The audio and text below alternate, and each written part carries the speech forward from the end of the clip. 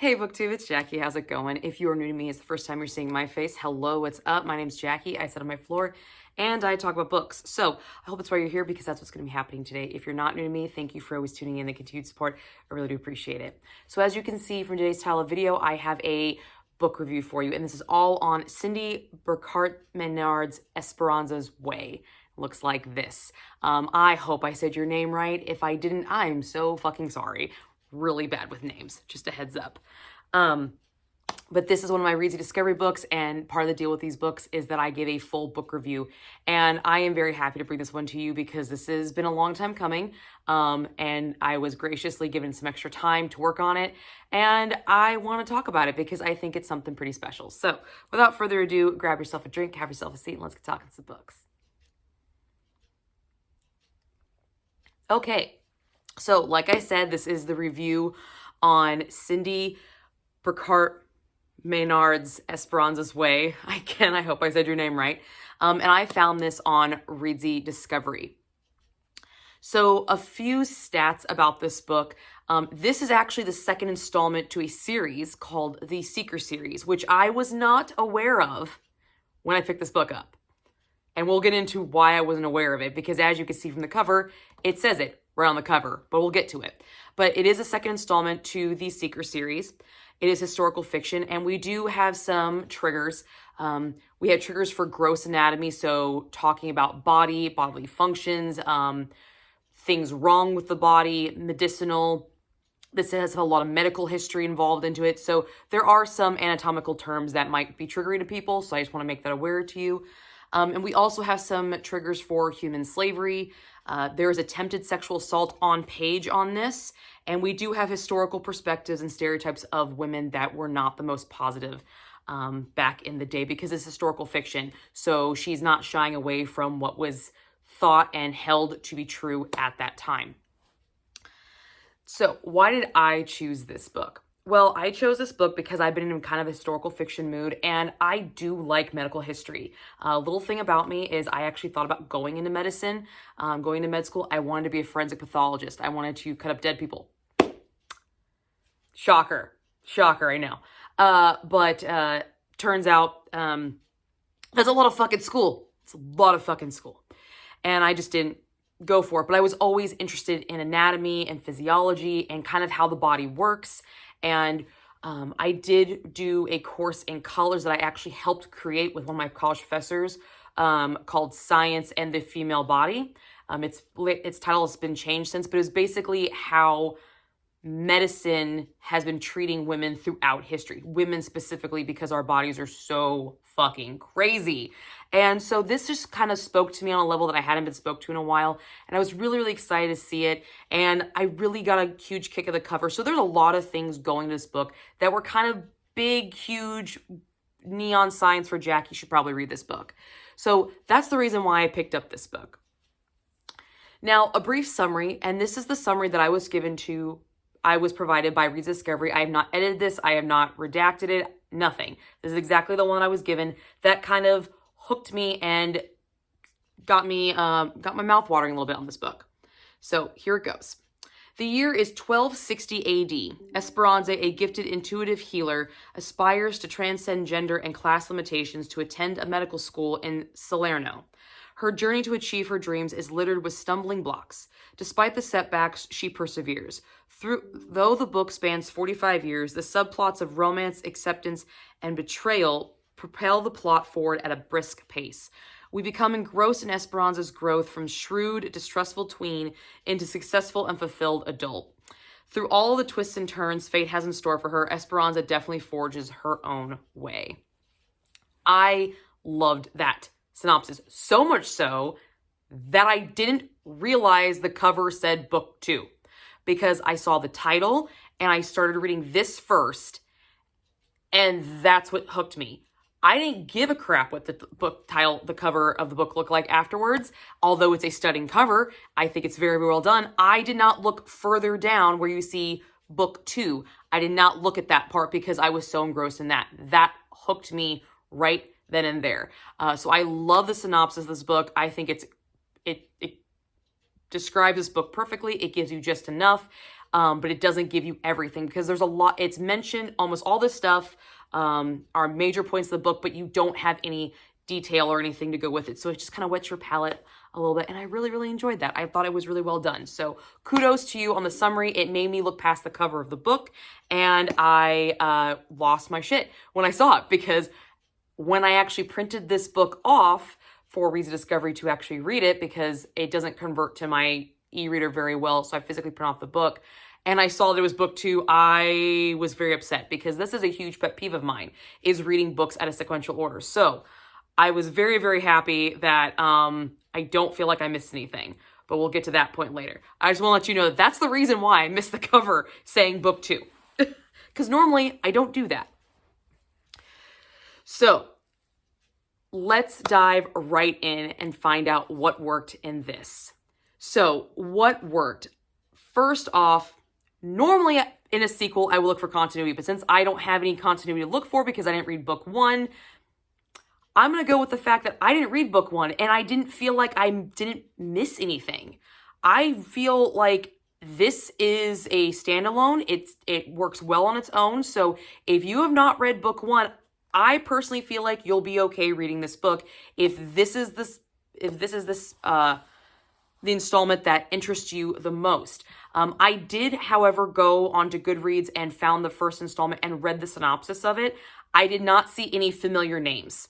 So that kind of made me sit a little bit at ease about reading this once I realized it was a sequel. But truth be told, it's a nice little uniform package. So I really feel like you don't have to read book 1, but I cannot 100% say you do not have to, because I didn't, and I have no idea if you don't. But I personally felt okay. I don't feel like I was missing anything. I didn't feel like there was any unanswered questions that I feel like I should have known walking in. I didn't feel unease at all while reading this book. So kudos. The next thing that really worked in this book was the progression. Now, this is a life story, a life saga story, and it's a very short life saga story. It's not very long. It's like 200 something pages, and it spans 45 years. That's a long goddamn time, okay? It is. And for the way that the story progressed, I thought she did a really good job. It gave me just enough that kept me intrigued, but it wasn't like shoving information down my throat, constant action. There were some lull periods, just like lives have. We all have those lull periods in life where nothing really happens for a couple months. You're just like, I'm just chilling, I'm cool, it's fine, whatever. And then it feels like, the world's fucking ending and imploding and your life is crazy. And yes, we got those moments in this book, but we also got some of the chill, laid back moments. She was really good at this balancing of how this progression of her life was propelling, especially from such a young age to an older age. Seeing that progression. And if you're gone through puberty, you're fucking crazy during puberty. Okay, guys? Your hormones are raging. You're trying to grow up. You're not really a kid anymore. You're not really adult. So to see that chaos so well displayed was really quite nice. I thought she did a really good job with it. Now, granted, we are in a completely different time frame where that chaos is not as chaotic, because puberty was when women started becoming, or girls started becoming women, and they started running households and having children. We don't do that anymore, at least not everybody. So they don't really get that chaotic, crazy period that a lot of young children and tweens have. But there's still that rebellious streak. There's that questioning phase, and we still get that with her. The moments that she chose to show the growth and the maturity and maturization of our character Esperanza, I thought were great. I think she was right on point with those, and I was very, very happy about that, because lifespan books, they are hard to write, and they're hard to write well. And I think she did a really good job. Could she have done better? Yes, I think this book would have been far better had it been a little bit longer and we got a little bit more instances within the different time frames of her life. I think that would have been fantastic. But for what I got, I was very, very happy with. Very happy. I loved Esperanza's character. I thought she was not a badass, but just a really cool chick. Like, I really thought she was just a cool, laid-back chick. She was wicked smart, And she just had this air about her where she was just, I'm going to go with it. I'm cool. I have some of my moments, but she was just very laid back, but she could still, anything that was handed to her, she could take. She could overcome and adapt. And I thought that was really, really cool. So Esperanza, from a very young age, has this like gift, almost this mystical element of being able to tell when something's wrong with somebody. It's described in the book that her nose and ears buzz. And I thought that was really cool that there was a kind of this mystical element involved, but it wasn't so mystical and so over the top kind of psychic level that she was creepy and weird and freakish. And if people actually knew back in the 1200s that she was like this, she would have been burned at the stake for being a witch. Okay. It wasn't to that level. It was just enough where we knew and people just kind of like, okay, it's just that sixth sense. It almost reminded me of House. If you watch the show House on television, I've been rewatching the show lately. And so his demeanor and his attitude have been in my mind, and that confidence that Esperanza exudes as a little kid walking up to full-grown men saying, you need to eat your vegetables and start walking more, and you've been too soft on your sons. They need to get out there and do this, or you're going to die. It was just so reminiscent of House that I was like, oh my God, she's a little baby House. I love it. I love it. Not a sarcastic. Could have loved a sarcastic Esperanza. I think that would have been awesome. That would have been a character trait that she would have, I think, rocked very, very well because of her intellect and her intelligence and that sixth sense intuition that she had. But I loved it. I loved how this mystical element gave her this confidence that a girl her age would not have. And she just kept building on it and building on it and building, and she never let it falter. She has this dream that's based off this mystical element of going to this medical school, which as a female is a fucking pipe dream, okay? It's a pipe dream, let's be honest. In the 1200s, it's a fucking pipe dream, okay? And she keeps holding on to this dream, and it's so ingrained in her. It's almost like a beacon of light in all the dark moments in her life. Like every single painful moment that we experience with her, that's the thought that keeps coming out. That's the light that gets her through the tunnel. That is her lighthouse in the storm. And I thought that was great. Just that devotion to this idea that this is what I'm supposed to do. Some people, like this chick and my sister, get it right when they're little. They just know. They intuitively know what they're supposed to do. There are some people like me who kind of flail around and have really no idea. For a long time, they just know that they're passionate. That's all they know, but what are they passionate about? Some people automatically already know, and she was one of them, and she never stopped believing in it. No matter what happened, she never stopped. Did she maybe feign a little bit? Yes. But did she ever stop 100% believing in herself and her gift and it's what she was supposed to be doing? No. She held on this dream like it was a fucking life support the entire of this book, and I thought it was fantastic because that's what dreams sometimes do. They get us through the hard times. And I love that message that was carried through that aspect with her. I thought that was fantastic. I loved the fact that even though she's wicked smart, she's super confident, she can just absorb all this medical knowledge, all these herbalistic medicines and everything, and she can go toe-to-toe with full-grown adult men in this field and not bat a freaking eyelash, not even care that they think less of her because of what's between her legs.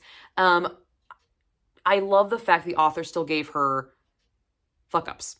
She's still human. She's not a robot. She is not impervious to the human emotion. And we get to see a few of her transgressions and a few of her slip-ups where she loses focus on this dream and sees something else and wants to try it for a little bit, because I know what that feeling feels like. I know what it's like to have this dream that you want to do something, but then see something shiny over here and think, okay, this gives me the same feel and the same, excitement. Maybe I should just go down this route. And you do, and then you find out that it was a huge fuck up. But is it a fuck up? Is it? When you learn something, is it really a mess up? My mom always used to tell me that if you learn something, it's not a mess up. It's a learning experience. And she does that throughout this book. But these transgressions is how I put in my notes, where she veers from her path.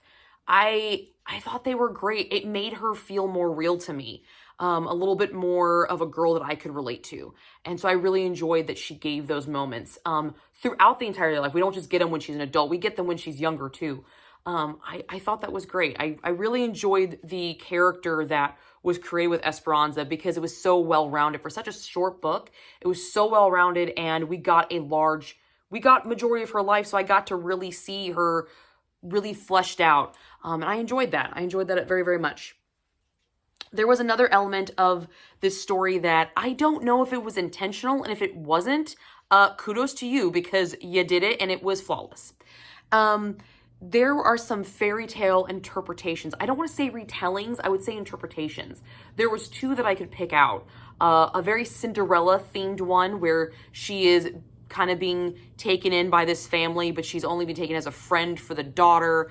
And she's kind of used in the clinic that the father of the household runs. And it's almost kind of like a very muted Cinderella kind of story of, left there, does all the chores, is really overlooked. I really enjoyed that. And then we meet another character who is this cantankerous, old, snarky, disease-riddled jackass. And I'm thinking, okay, we're going to bring her in. This is going to be kind of like a Beauty and the Beast sort of scenario. And I love the fact that I got these little bits of fairy tale interpretations, but then they were taken away from me and they weren't followed through. I love the fact that I was duped. I really thought in some of these moments that this story was going to go this way, and it completely veered a different way. And I'm like, well, all right then. Okay, we're going to switch gears here. And I enjoy when an author can throw me, but it's not such a jostling experience. It was a very smooth transition to it. And I just thought that was great. I thought she did a really, really good job with it. However, how many things that worked in this book, there are things in this book that I felt didn't work. And so these are some of the few things that I found didn't work in this book, at least for me. There was a constant repetition of previous story elements. This is a life story. I've said this already. And we get, and in people's lives, you meet countless people. And every time you meet somebody new, in some form, some way, if this person means anything to you or you want them to mean anything to you, you will include them in some parts of your life, some parts of your life story, or you'll give them all of your life story. It's just human nature, okay? It is. But I felt that there's a constant repetition of retelling the life story. And the life story that kept being retold was a story that we have already read. It wasn't adding new instances that we hadn't experienced firsthand with our character of Esperanza. She was literally regurgitating her life, except all the events that she was telling are the ones I've already seen.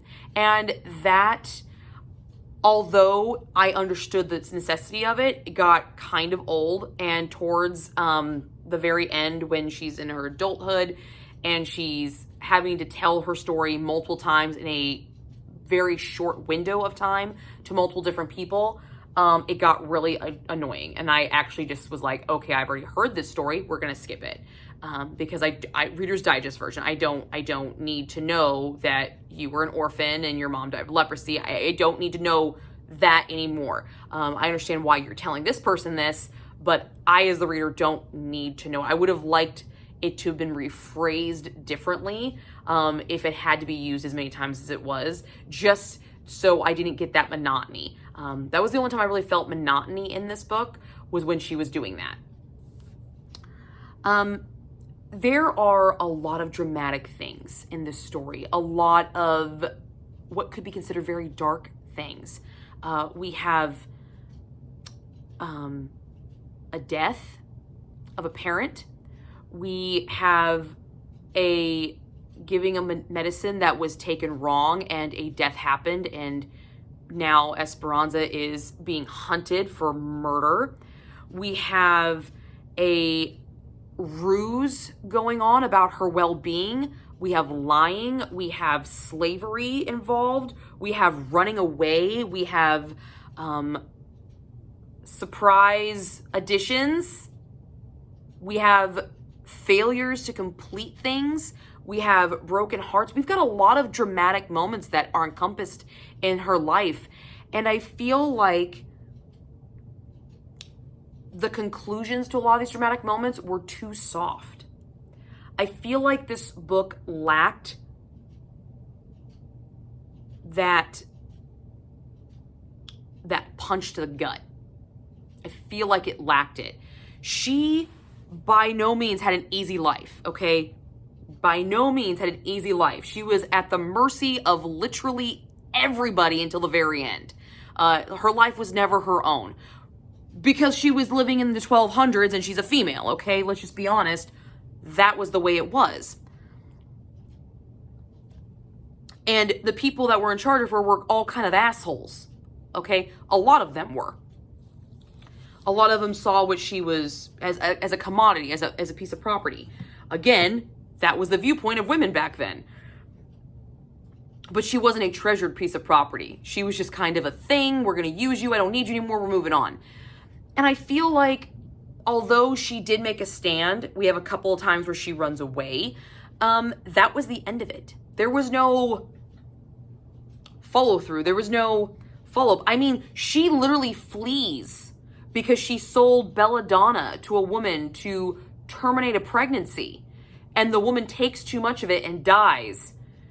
And she's a contessa. So she's kind of, she was a mistress to a lord. And they go to seek her out to basically charge her with murder. And all she does is run away. Like she runs away. This guy takes her away and runs away with her to take her to safety. And they have some hardships on their travels. And they have to go in disguise. But like, no one ever encounters them. There's no fights. There's no resolution to that. We have Mr. Cohen, who is the household that she goes to.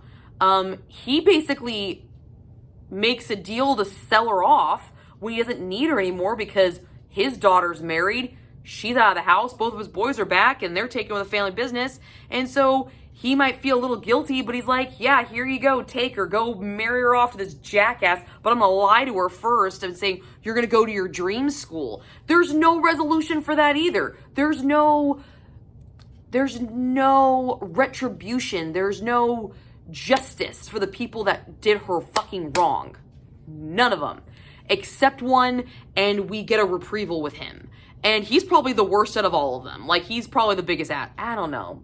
It depends on what you think is really the worst. There's there might be some argument who is the worst guy in this book, but there was no soul crushing. There was none. And I feel like this book lacked that. Let me build your heart up, fill it with joy and happiness, and I'm going to rip it out and show it to your face and then shove it back in. Like, it lacked that. And I feel like it should have had it because I feel like her life warranted that. Like, I feel like she deserved me to understand the pain and trauma this girl was going through, and I couldn't feel it because it wasn't emotionally written into the story. It was just, here is the problem here's the reveal. Now I'm going to run away and go into something else and keep going into the same negative situations. And not really learn from them, but never really get any justice for any of these jackasses back here. So I felt like the dramatic moments never seemed to have that final gut punch or that resolution factor, which was a little disheartening because they were really good moments. Like, they could makings of awesome. Now, we do have a spice rating in this because we do have a little bit of romance. I gave this half a chili pepper. It's very, very innocent, very, very soft, very, very flowery language. However, based off the time period that it's in and where it is at, it's considered pretty steamy. Okay. I'm going to give it that half chili pepper because you don't see any graphic. It's more implied. You're not in the moment with them. But just knowing where they're at and what they're doing kind of elevates that kind of, are we going to get caught factor. And I liked that thrill-seeking element that she gave Esperanza to have that characteristic. So I wanted to give a little kudos to that. So if I had to pick, I don't actually know if this was considered adult or this would be YA, because I believe YA could read this just fine. There's absolutely no visual sex. The sexual assault on Paige is attempted. It is never followed through, and there's no graphic language involved. I think a high schooler, young adult could read this and be just fine. Adult would enjoy this just fine. I feel like, though, this book, based off of some of the little bit of romance and a little bit of scene we did have, I feel like there was another area that was missed. If it had been steamier, it didn't have to be graphic, it didn't have to be crude, it didn't have to be any of that, just giving it more of that emotional steam with some of the emotional attachments, because we don't get a lot of romantic attachments in this book. But the few that we do, if it was just given just a little bit more, I feel like it would have given that just a little bit more punch to that book. Again, a missing punch here. But what I did get, I did enjoy. Which brings me to my final thoughts. Like I said, I did not read the first book, but I don't feel like I missed anything, which is awesome. But I cannot 100% say that I did not. So I'm going to say I'm comfortable with what I read. I don't feel like I need to go back to read the first book to glean anything from this, but I cannot 100% say that you do not have to read the first book to understand this book 100%. But you do get a fair representation of this book. If there is pieces missing, it's not obvious. So if I go back and read book one and I see answers to things I didn't even realize I needed answers to, I will be very, very impressed. I'll be like, oh, nice, because she hit it so well. Because I really don't feel like I need the first book at all. So, if you like medical history and herbal medicines and things of that historical nature, and you want a little bit of fictionalized element with it, I think this is right up your alley. I think anybody who likes reading about medical history, because you do get quite a good bit of knowledge on different herbs and what they do and what symptoms they can help and what they can cause and kind of side effects and how to put them together. Some of the famous historic medicine men and doctors and just ancient Greek medicine and things of that nature, just all of that kind of a nice glossing over of it. I thought it was fantastic. I thought she did really, really well with that. So if you like medical history, I think this is something that would be really fun to read. Just kind of like give your mind a break from all that like gross anatomy. If you're looking for a book that's going to latch onto your soul and not let go, which sometimes that's one of the things I'm looking for in a lifetime book, books that span lifetimes. That is something that I look for, because if I'm living this life with you, I want to be attached to you. I want to feel connected to your soul, and I want to feel what you're feeling, and I want to be engrossed in it. I don't feel this book hit that for me, but that is a factor that I look for in books that span lives. If that's not something you look for, I think you'll be just fine, because she does the lifespan very, very well. It's just that soul connective moment, that empathizing, that sympathizing, that soul crushing, I'm in this with you, I'm here, let's rip my heart out and show it to me and give it back to me. That was missing. So that's what you're looking for. This is not the book for you. But if you're just looking for a nice, easy read that will keep you entertained and has a very good pace and something that's enjoyable, then I think you're right up the alley. You're right up this alley. So, and to my author, thank you so much for this story. I had a good time with this story. I did give a final rating of 3 stars to this. And I do look forward to continuing with the rest of the series. I don't know when I'm going to, but I do plan on going back and reading book 1 just to see if you tricked me at all, because you already tricked me once. So I'd like to see if you can do it again. But that's all I've got for you. And thank you again for your story. I really do appreciate it. And thank you for trusting me with it. But that's all I have for you. And I will see you guys all soon with another video. Bye.